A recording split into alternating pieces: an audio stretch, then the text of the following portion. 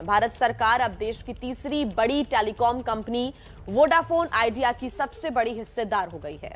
Company पर सरकार के बकाया पैसों को शेयर में बदलने के बाद अब सरकार वोडाफोन आइडिया में 1/3 से ज्यादा की हिस्सेदार हो गई है। लेकिन जिस दौर में सरकार सरकारी कंपनियों के विनिवेश में जुटी हुई है, उस दौर में किसी प्राइवेट कंपनी में सरकार टैक्स पेयर का पैसा आखिर क्यों खर्च करे? कर्ज के दलदल में डूब रही देश की तीसरी सबसे बड़ी टेलीकॉम कंपनी वोडाफोन आइडिया को अब भारत सरकार ने संजीवनी दे दी है। इसके साथ ही भारत सरकार अब वोडाफोन आइडिया में सबसे बड़ी हिस्सेदार बन गई है। अब वोडाफोन आइडिया में भारत सरकार की 35.8% की हिस्सेदारी हो गई है।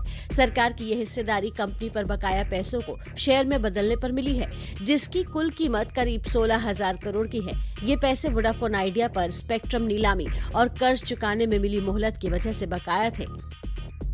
सरकार ने हाल ही में एयर इंडिया को बेचा और उसके अलावा भी लगातार सरकारी कंपनियों में विनिवेश को लेकर सरकार आगे बढ़ रही है, जिससे कि सरकारी खजाने को भरा जा सके। ऐसे में प्राइवेट कंपनी में पैसा लगाने को लेकर जैसे ही खबर सामने आई, उसको लेकर सवालों की बौछार हो उठी है। कांग्रेस नेता जयराम रमेश ने ट्विटर पर सरकार के इस फैसले पर हमला बोला। पहले सरकारें जाहिर तौर पर बीमार प्राइवेट कंपनियों का अधिग्रहण करती थी ताकि नौकरी करने वालों पर आंच न आए, लेकिन आज भारत सरकार का वोडाफोन में 36% का स्टेक लेना समझ से परे है और ये प्रधानमंत्री की कथनी और करनी में फर्क को जाहिर करता है। सीपीएम ने तो सरकार के इस कदम को देश विरोधी करार दिया है। पब्लिक का मनी कॉर्पोरेट कंपनी का मुनाफा बढ़ाने में ये लगाना, ये देश के साथ एक बड़ा चरम विश्वासघात है। सरकार अपना सरकारी टेलीफोन को बर्बाद करके प्राइवेटाइज कंपनी को दे दिया। अभी प्राइवेट कंपनी में सरकारी पैसा लगा के उसको मुनाफा बढ़ाने का मदद कर रहा है। ये हमारा देश का आर्थिक व्यवस्था के साथ एक गद्दारी है।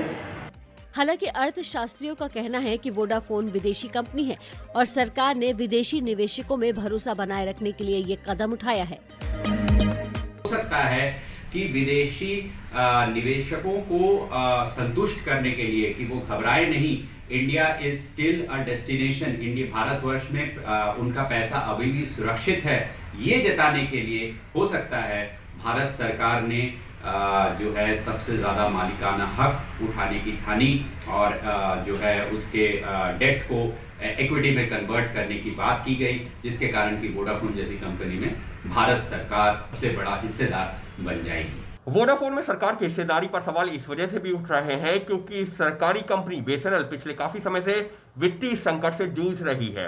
यहां तक कि बीएसएनएल के कर्मचारी सैलरी न मिलने के चलते लगातार हड़ताल भी करते रहे हैं, लेकिन सरकार लगातार बीएसएनएल में विनिवेश की बात करती रही है और उसको सही ठहराती रही है। ऐसे में सरकार का वोडाफोन में पैसे लगाना निश्चित तौर पर अपने आप में कई तरह के सवाल जरूर खड़े करता है।